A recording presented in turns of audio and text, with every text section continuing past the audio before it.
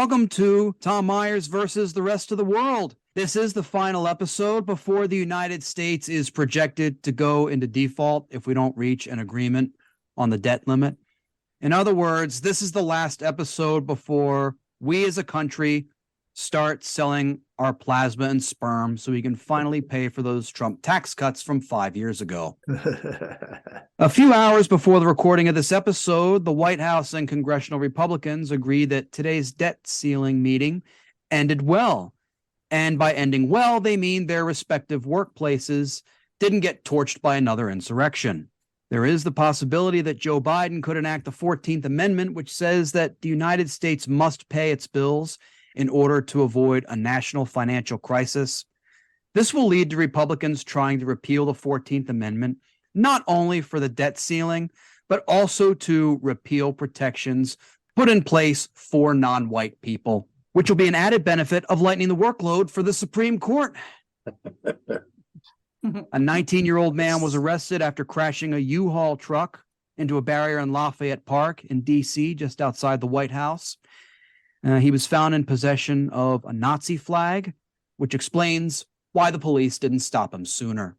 Oh, wow. Donald Trump's former lawyer, Rudy Giuliani, is being sued for sexual harassment and non-payment of wages by one of his former secretaries. One of her allegations is that he would talk on the phone while she was giving him oral sex, and Rudy claimed that it made him, quote, feel like Bill Clinton. Yes. That's not true. People like Bill Clinton, and they're willing to pay him for his services.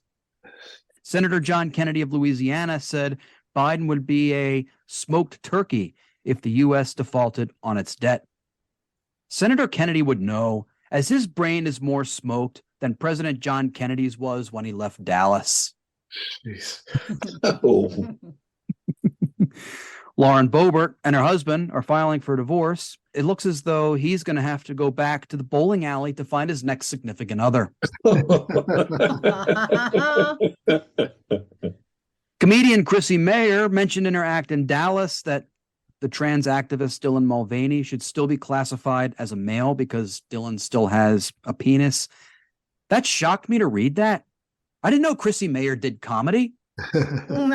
Martha Stewart appeared on the cover of the Sports Illustrated swimsuit edition at age 81. Of course, a lot of people on social media described her as a cougar. Now, I'm against comparing women and animals and putting them on the same level. But to be fair, her past investing practices did lead her to spending some time inside of a cage. Oh.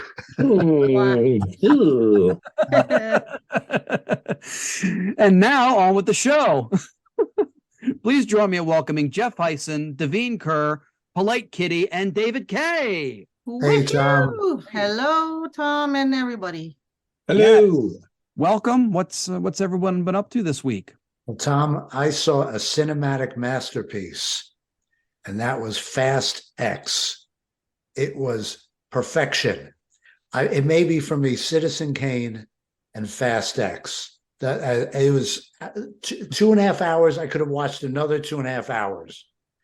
The only problem was that they didn't have automatic subtitles whenever Vin Diesel spoke. Other than that, it was perfection. I'm not a big Vin Diesel fan. I'm not sure anybody is, but he gets work. He gets work in these movies. The Rock would agree with you. Yeah. I'm going to take a small bite here because I have not seen these movies. I heard that Vin Diesel actually got superpowers. Is this true? Are we at superpower alien lengths with these movies now? No, he doesn't have any superpowers except that he keeps getting work as an actor. He convinces people to keep hiring him. Well, for a bald guy, he's still sweet because when The Rock lost his hair, he became arrogant. So for that, I'll give it to Vin Diesel. I had an amazing weekend. I don't know if any of you know this. Maybe Tom may, but my comedy career has really gone into fundraising. And this weekend, I just had a group, 3 different events that I was working on, all amazing events led by superpowered women who were fantastic. These women were forces of nature. One was for a crime victim center in Fayette County, which is south of where I live in Pittsburgh. That was on Friday. Saturday, I was doing one for a place called Robin's Home, which helps service women who are homeless along with their children. And then the third one we did was for a place called Hope Grows, and that was on Sunday. I did a high tea, a Victorian tea with them.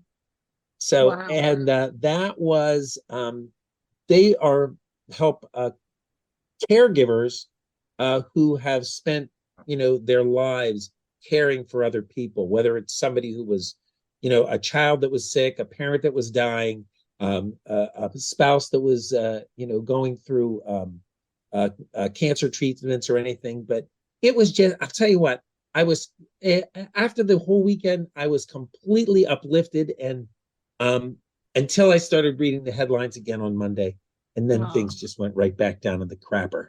So. Well, and now you're on this podcast. So at the end of this half hour, you're just going to be completely drained. Donald Trump didn't get a mugshot when he was arrested and processed. It's just as well, given what happens to his skin during whatever process he goes through in order to make himself orange. Flash photography could easily disintegrate him. Trump repeatedly paid off a doorman to cover up a love affair. I'd pay too if I had a love affair with my doorman, although I usually settle for the homeless guy who panhandles outside my grocery store, who likes to pretend he's my doorman. So I planned this episode. I got all the things I wanted to talk about together. I mean, this is an episode seemingly where we do a lot of discussions about Donald Trump, and like a lot of critics, a lot of people who support him tend to look the other way through some of the stuff that he's done. Seem to go ahead and say, oh, why do you keep talking about Donald Trump? He was president. He's out of office now, except he's not. Even after he left the White House, he still kept inserting himself into public consciousness, into the media. And now he's running for president again, which he has been for the last, 4-5 months. So he's fair game. Am I wrong about that now or not? No, there's other comedians going after him. So, doing impersonations. So absolutely, he's fair game. The political world, at least on the right, revolves around him. How does X extrapolate into his world? How will his sycophants react to this candidate or that candidate? It's not just enough that Tim Scott's running, or that fascist in Florida, or the Mr. Bus Lanes from New Jersey. It's how do they incorporate themselves as a candidate in the Republican field, which is dominated so much by Trump. No matter what he does, no matter his convictions, it all just, for at least his supporters, it rolls off. And then there's the conventional wisdom in 2016 was that, there's no way Donald Trump can win because look at him. And then I think due to depressed Democratic turnout and the right turnout in some states, Trump manages to get in. And then COVID, all this other stuff happens. And they say, oh, well, there's no way he could possibly win re-election. And he ends up getting more votes than he did 4 years earlier. I mean, even though what kept him out was, of course, Biden getting more votes and in the right states, the same states that handed the White House to Trump in 2016. And now the conventional wisdom seems to be, oh, well, he's got this past record. We know what he'll be like as president. He's a national security threat. All these other things. Could he still win again? Could he get back in the White House? I hope not, but I wouldn't be shocked. I don't think he can garner the same type of independent and crossover votes from disgruntled Democrats. And I think the Republican Party, the conservative end of the Republican Party has had quite enough of his of his behavior.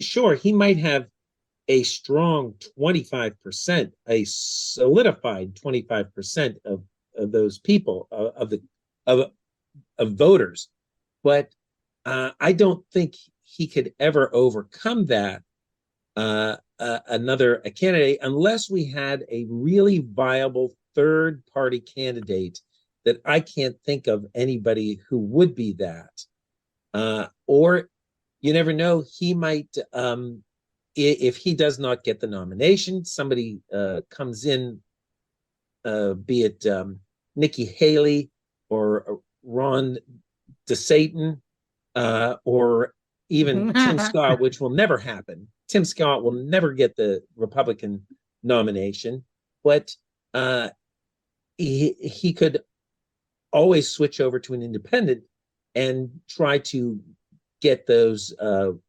psychotic Republicans that followed him in the first in 2016 and in 2020 to vote for him again. There's a group called No Labels, which to me is all BS. No labels, but it's all BS. And it's considered to be funded by Republican money, including Clarence Thomas's BFF, Harlan Crow. So they fund the third party, and the third party runs, and they say, look, we're an alternative. We're no labels. Look how cute we are. And that shifts enough of the votes the same way Jill Stein did 8 years ago. Remember that? So she Yes, she shifted did. just enough votes also, especially in swing states. So that's the scenario. Enough Democrats stay home, plus you have the third party. Yeah, that was going to be my thing. Is I guess it depends on who the Democrats put up for their primary nomination, because that would be my fear, is that if Biden goes up and he is the primary, is it enough to go against someone like Trump? Because that's exactly my fear, is right there, is because I don't know. Because right now, it's, to me, on the news, all I hear is basically a celebrity death match situation. Jeff, your scenario is basically the same dynamic as any marriage, right? You're too purist and uptight. You don't acknowledge your spouse, and then, ooh, a third party comes and everything turns to shit. So let's pray that none of that. I don't know. It's I'm a very terrified optimist. Did Well, Davine just you never know. suggest that Trump was the third party in that relationship? No. What's scarier is that I could remember when it was Ross Perot. Like, imagine being in something comparable to an open marriage and you end up with Ross Perot. Trump was not in my metaphor at all. Oh, okay. The purist is the voters that are liberal, who are they want the perfect candidate, and then they nick and pick on their husband, even though they're getting food every day. They don't have to do picket fence, and he would pay for their abortion, but they're still complaining. And then a third party comes, which is the third party voters, and that's what leaks. That's where there's another hole. That's the anus of their marriage that just goes to shit. Okay, that's all. There was no Trump in the picture. I just wanted to explain that. I just had to explain. Yeah, sorry.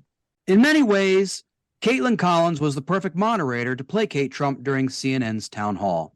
Despite the ambivalent attitude of conservatives toward Trump, Caitlin Collins represents the typical modern conservative. She's written for Tucker Carlson's website. She's willing to cave to Donald Trump when he glosses over an obvious fact check to one of his statements. And since the firing of Don Lemon, Caitlin Collins looks relieved to no longer have a black co-host. Wow. During her moderating the town hall with Donald Trump on CNN, we could see her fail to hold Trump accountable for his part of the increase in the national debt. A good example occurs in this excerpt. So just to be clear, Mr. President, you think the U.S. should default if the White House does not agree to the spending cuts Republicans are demanding? You might as well do it now, because you'll do it later. Because we have to save this country. Our country is dying. Our country is being destroyed by stupid people, by very stupid people. You once said that using the debt ceiling as a negotiating wedge just could not happen. You said that when you were in the Oval Office. That's when I was president. So why is it different now that you're out of office? Because now I'm not president.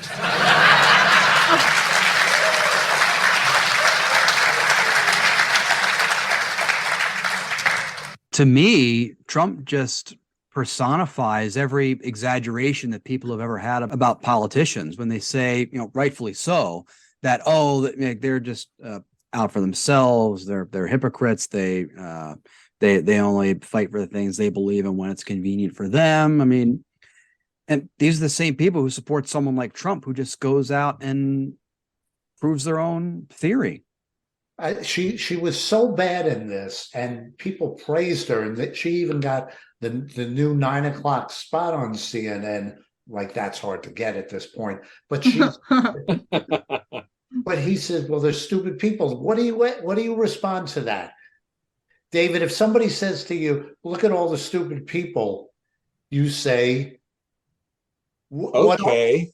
Oh no! I say, "Hi, Ron. It's nice." You say, "My name is Tim."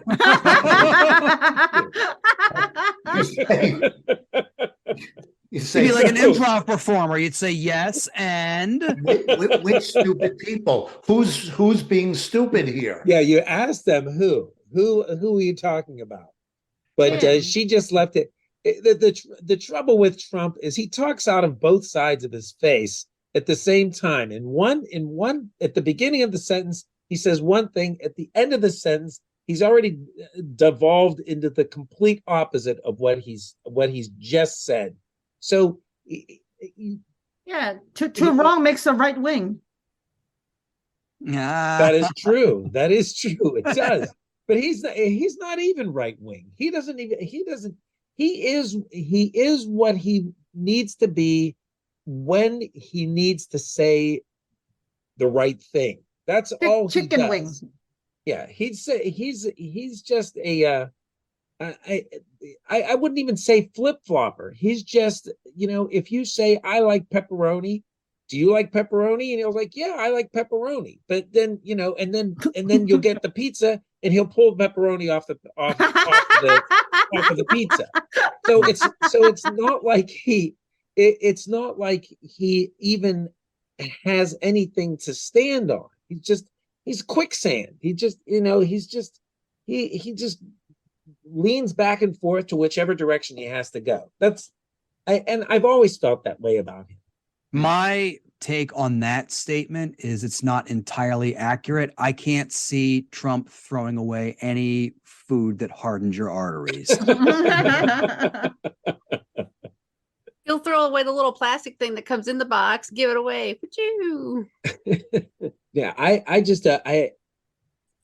think he just says what he wants the voters to hear, what the people that he's standing in front of, he says what they want to hear. And you know what? I think a lot of politicians do that, but he does it with everything. But how about that situation where he cavalierly said what he was on his mind, which was, I was president then, I'm not president now. So now I say, screw things up, but then I wouldn't have said that, and everybody laughs. I was laughing because in that clip, Donald Trump admits he's not president after saying he was for so many months. I heard that. That's what I was smiling, laughing. I'm like, oh, he actually admitted it on stage in front of everybody. It's a breakthrough in therapy, as they say. And admitted that they were stupid too. I thought it was a nice clip, but who says you can't go home again? New Yorkers to Donald Trump, of course, as these clips of protesters along Trump's motorcade during a recent visit to New York City show us.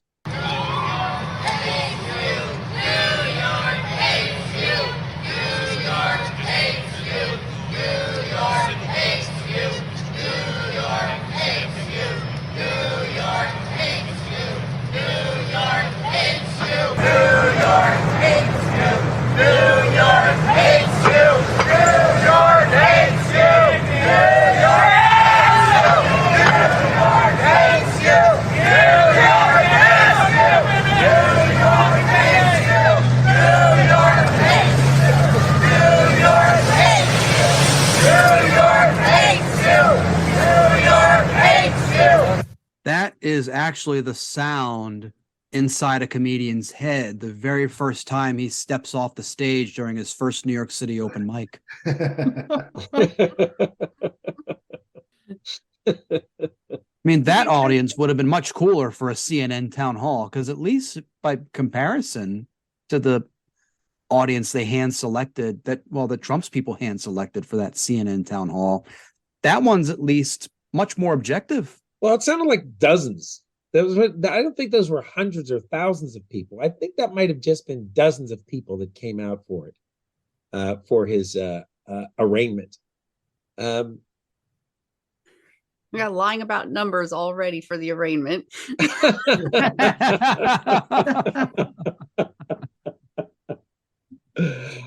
I wish I could say that I wish there were thousands that came out. I know when the shooting here in Pittsburgh at the Tree of Life Synagogue, Trump and Melania came to Pittsburgh to lay wreaths at the church or at the synagogue. No one in Pittsburgh wanted him here. The mayor asked him not to come. The county executive asked him not to come. But he decided to come anyhow. And we gathered, it was October 27th, I believe was the date. We gathered, and thousands of people gathered to stand in protest against him. And when his motorcade came past us, everyone in the crowd turned their back in silence and turned their back to his motorcade. And it was probably like it felt to me like it was one of my strongest political statement I'd ever made, was to turn my back on the motorcade as it came by. I mean, I can pull Democratic levers all year, every election, but to be able to be there and see the president's car go by, and to be able to, well, I had to look over my shoulder because I had my back turned to him. But it was you could just feel the strength in everyone's, the way we felt about it. It was just, it really was. It was a very powerful moment. At least it was for me. So, but to see those people out there screaming and yelling at him at the arraignment, I wish we could see more and more people do that. And I wish, it's a shame that more and more people didn't come out as a counter protest on January 6th of 2021. That's very powerful, David. Thank you for sharing that. Well, it really was. It was an emotional time for us. I mean, that presidency really divided our country, and to think that people continue to support him after everything that they know about him, it's just beyond me. Okay, I'm off my high horse now.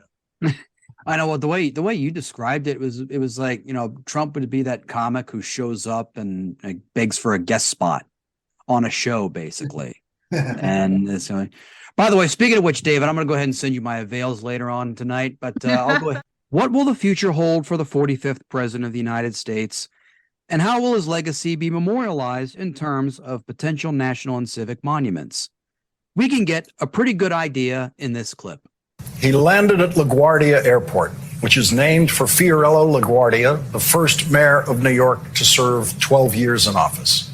The next day, he rode to his arrest and arraignment in Lower Manhattan on FDR Drive, the most famous urban highway in America, named for Franklin Delano Roosevelt, a New Yorker who was the only president elected 4 times to the presidency before term limits were imposed by constitutional amendment. On his way to plead not guilty to a 34-count indictment approved by a Manhattan grand jury, he passed 2 federal courthouses, both named for New Yorkers. The Thurgood Marshall United States Courthouse, named for Supreme Court Justice Thurgood Marshall, who did his most important work as a civil rights lawyer while living in Harlem and running the NAACP Legal Defense Fund. The other was the Daniel Patrick Moynihan United States Courthouse, named for a New Yorker who served 24 years in the United States Senate. The glorious new addition to Penn Station on the west side of Manhattan is also named for Senator Moynihan. It is a short walk away from the Javits Center, a massive convention center named for Jacob Javits, who served 24 years in the United States Senate as a liberal Republican back when there was such a thing as a liberal Republican. The Javits Center is next door to the Lincoln Tunnel, one of the miracles of American infrastructure when it was completed in 1937 under the Hudson River. The Lincoln Tunnel, of course, named for President Abraham Lincoln. And it took some of the load off the spectacular George Washington Bridge, which crosses the Hudson River near Grant's tomb in Manhattan, a monument to President Ulysses S. Grant. As he rode back up FDR Drive after pleading not guilty, Donald Trump could gaze out the window at a magnificent monument to Franklin Delano Roosevelt that was built just a few years ago on Roosevelt Island in the East River. New York City is willing to change the names of important things in order to honor people who deserve such an honor. The name of New York City's largest international airport was changed to honor President John F. Kennedy after he was assassinated. And the name of the bridge Donald Trump drove across to and from LaGuardia Airport was changed recently to honor JFK's younger brother, Robert F. Kennedy, a New York senator who was assassinated in 1968 while running for president. Donald Trump knows that his hometown will never change the name of anything for him. The name Trump will never be honored in New York City. The name Trump in New York City, to borrow a phrase from FDR, will live in infamy. I mean, I've gone back and forth to New York, and I've been stuck in the Lincoln Tunnel. It's dirty, it's dingy, it smells of exhaust fumes.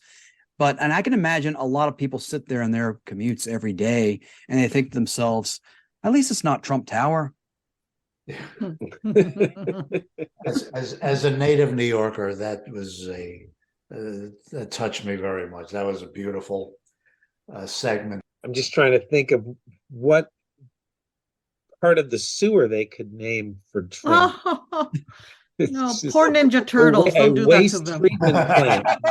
The Trump waste treatment plant. I think that's about it. And stop using straw to save the turtles. Come on, do not harm them. Exactly. He can't be the strainer at a waste management plant because that has more function than Trump ever did. Well said. On that note, that's our show. I want to thank Jeff Hysen, Davine Kerr, Polite Kitty, and David Kaye. Thanks for having us. Thank you, Tom. But before we go, a final thought. A Utah woman who wrote a book about dealing with grief after the death of her husband was charged with murder. That's one way to deal with writer's block. Not only writer's block, but an annoying domestic partner who probably couldn't satisfy her in bed. She killed two birds with one stone, so to speak. Other people criticize her. I, for one, can understand the temptation of wanting to kill someone who's part of a gender that thinks helicoptering one's own penis for their significant other before bed is a turn-on. I mean, I get nauseous every time I watch myself do it in my full-length mirror, even with the soft jazz music and the disco lighting. Good night.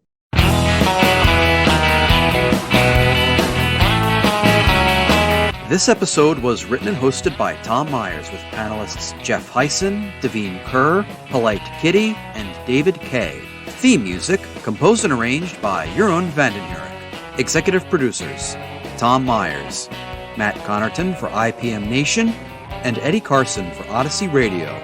Please leave a 5-star rating and a positive review on Apple Podcasts. And don't forget to subscribe to the podcast's Patreon for extended episodes, bonus clips, and more. Thank you for listening, and please visit tommyers.us.